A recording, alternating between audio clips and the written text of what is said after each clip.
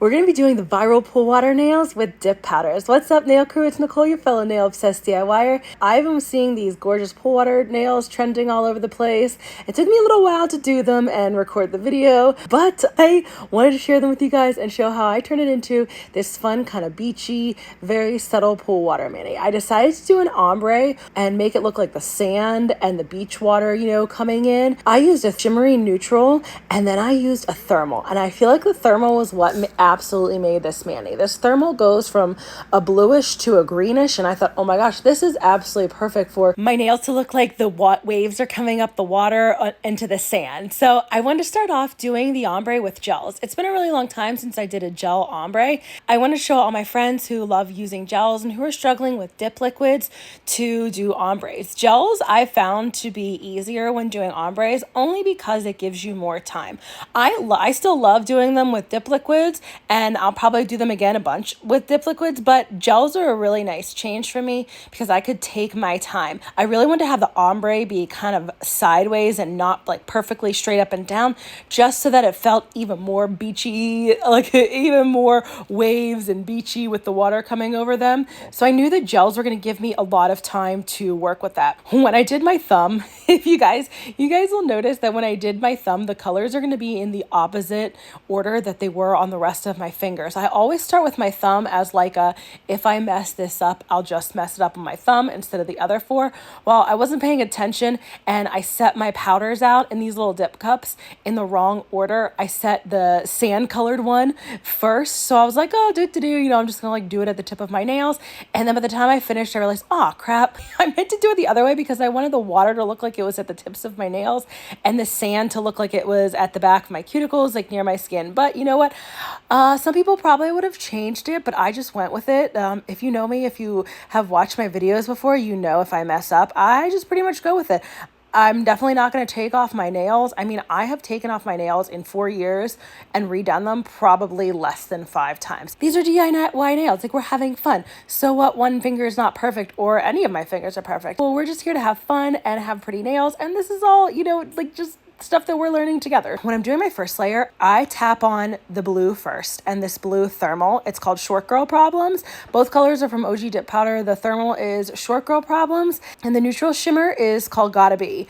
They ended up looking absolutely perfect together. I was so excited. I don't have a Short Girl Problem swatch, so I was just winging it and really hoping that they looked nice together, and they did, so I was super excited. Whenever I'm doing an ombre, even whether I'm using gels or dip liquids, I like to go back and forth with what colors I use first. So on the first layer, I did the blue first, and then I did the tan. And then on the second layer, I'll do the tan first, and then the blue. It helps to make the ombre blend better if you switch colors on each layer. And once you get that first layer done, you want to fully cure your nails for 30, 60, however many seconds the gel liquids you're using say to do it. And in between each nail, I flash cured each of them for 10 seconds so I didn't accidentally move my hands around too much and mess up my ombre. You're going to see me with the ombre brush that I'm using to do the blue. I somehow broke it. I don't know when I broke it. All of a sudden it just slid out the top part and started falling out. So I had to be really careful when I was doing my tapping because it kept coming down and getting loose. But again, did I even try to go grab a new ombre brush? No, that sounded like a lot of work. I mean, my brushes were out of reach. Plus, it was already dirty. Why was I going to dirty another brush? I usually end up cleaning up like 50 brushes at one time, like every single one of my brushes, because I just let them go till I have none left. So I certainly wasn't going to dirty a new one just because this one was falling apart. Whenever you're tapping for gels, I noticed that I can really use a lot of the dip powder and tap it on. That really helped the ombre blend together nicely as well by tapping a lot of powder on. And then in between each color, you just tap it off gently back into the little dip cup or cupcake liner that you're using so that each of the colors don't contaminate each other when you're tapping them on. So if I tap the blue one, I gently tap my finger back down so that the powder would fall into the blue container. And then when I was doing the tan, I would do the same thing, tap my finger back gently so that the majority of the powder would fall back into the tan. And then I went through with all of my nails and took a little bit more of the blue powder and scrubbed it in. my nails had already been fully cured at the point where I was doing that.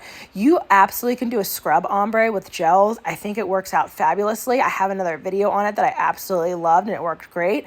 And I like to go over my colors like that. And I do that whether I'm using dip liquids or gels. It just tends to make the colors pop a little bit better. This is my first time trying the tap/scrub method with the gels. I've usually only done it with dip liquids and it works fabulously. And I've only ever done scrub separately or tap scrub separately with gels. So I was really happy how it all worked out and it made the blue really pop.